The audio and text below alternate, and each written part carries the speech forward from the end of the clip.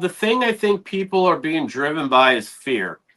And FOMO. fear is the number one control mechanism for a system of control, right?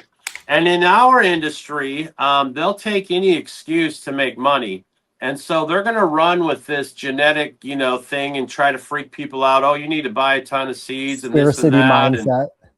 bro, I've been kind of following the legislative side of it, and so far we've had a committee meeting where all the senators and congressmen were supposed to show up to the meeting to establish Was that the one where not rules. a single person showed up? Not a single person showed up, and Mitch They McConnell couldn't even be shoved that bothered with it. legislation in at the midnight hour.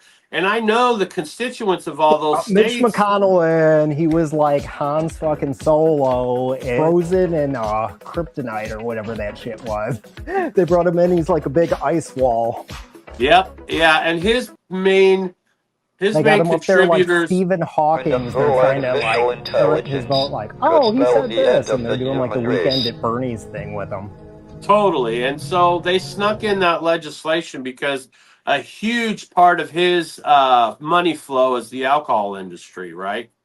And so Right. they shoved that legislation in on the farm bill to try to, shut that side of it down.